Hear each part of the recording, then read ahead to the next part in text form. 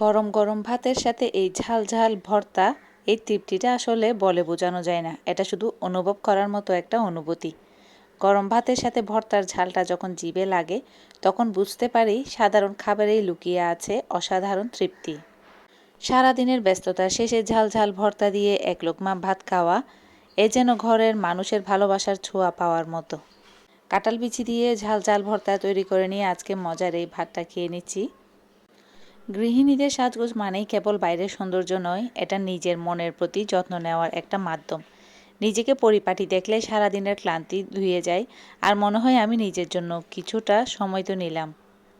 এখানে খুব কাছের একজন মানুষ আমাদেরকে একটা বক্স গিফট করছে। গিফটও বলতে না, মানে আমাদের দোকানে এসে দিয়ে গেল আর কি।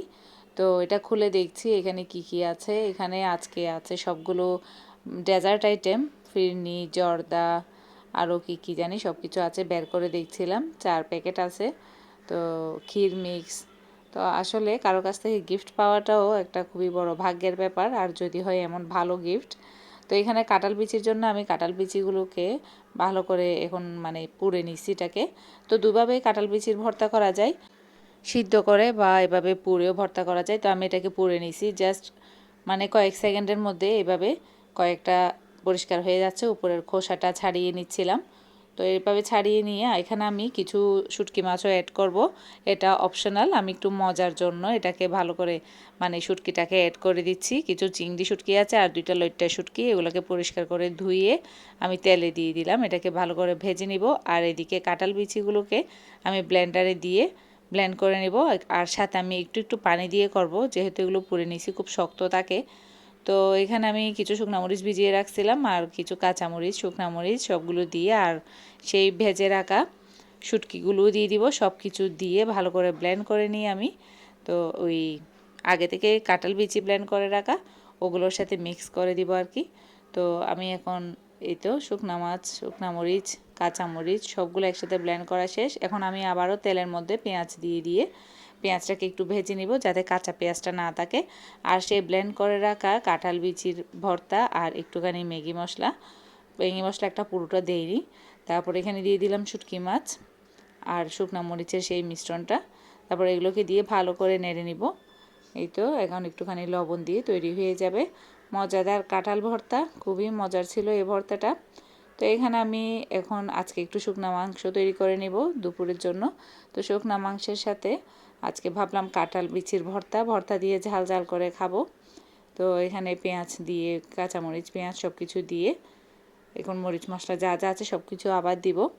তারপর আমি শুকনা মাংসটাকে দিয়ে এখানে ভেজে নিব।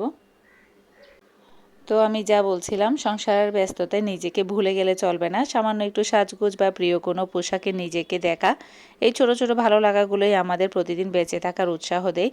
আর প্রতিদিনের একঘেয়েমি কাজের মধ্যে যদি নিজেকে একটু যদি সাজগোজও করে পরিপাটি করে রাখা যায়, তাহলে নিজের থেকেই ভালো লাগে, নিজের মনটাও খুব ফ্রেশ লাগে।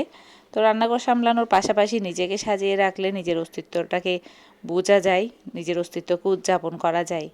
মনে রাখবেন, নিজে ভালো থাকলেই চারপাশটা সুন্দর থাকবে। আমি নিজে ভালো থাকলে চারপাশটা অনেক বেশি সুন্দর আর প্রাণবন্ত থাকবে। সংসারের প্রতিটি ছোট কাজ, সে রান্না হোক বা ঘর গোছানো, এগুলো কেবল রুটিন নয়, এগুলো হলো ভালোবাসার অণু। আমরা প্রতিদিন যা করি তা দিয়ে কেবল ঘর নয়, আমরা এক একটা সুন্দর জীবন সাজাই। সারাদিনের কাজের শেষে যখন দেখি ঘরটা গুছিয়ে আছে আর পরিবারের সবাই তৃপ্তি নিয়ে হাসছে, তখন সব ক্লান্তি সার্থক মনে হয়। আমাদের এই নীরব পরিশ্রমগুলোই তো হলো সংসারের আসল বৃত্তি। প্রতিদিনের সাধারণ কাজগুলোকে যখন ভালোবাসার সাথে করি, তখন সেই কাজগুলি অসাধারণ হয়ে ওঠে। গৃহিণী হওয়া মানে কেবল কাজ করা নয়, সংসারের প্রতিটি মুহূর্তকে আগলে রাখা। হাতের ছোঁয়াতেই ঘর হয়ে ওঠে শান্তিময় এক ঠিকানা।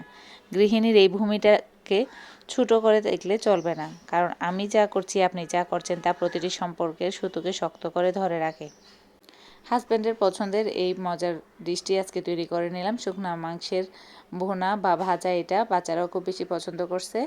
তো খুবই মজার হয়েছিল খেতে। এটাকে আমি আগে ভালো করে সিদ্ধ করে নিই, এরপর আবার মশলাপাতি সব কিছু দিয়ে এভাবে করে নিছি। খেতে খুবই দারুণ ছিল। তো গরম গরম ধোয়া ওটা ভাতের সাথে কাঁঠাল বিচির ভর্তা আর এভাবে ফ্রাই মাংস খেতে দারুণ, খুবই মজার। সারাদিনের আসলে সমস্ত ক্লান্তি বা সব ধরনের কাজের সমস্ত প্রেশার টেনশন সব চলে যায় যখন ঝাল ঝাল এভাবে ভর্তা দিয়ে আর গরম ভাত দিয়ে খাওয়া হয়। তো আসলে প্রতিটি বাঙালিরই হচ্ছে ইমোশন হচ্ছে ভর্তা ভাত। যতই মাংস পোলাও থাকুক না কেন, ভর্তা থাকলে এক প্লেট ভাত মানে একসাথে ধোয়া ওঠা গরম ভাত 2-3 প্লেট খেতেও কোনো রকম আপত্তি থাকে না, পেট ভরে খাওয়া যায়। তো আজকের ভিডিওটি কেমন লেগেছে অবশ্যই জানাবেন। আজকের জন্য এই পর্যন্তই। আল্লাহ হাফেজ।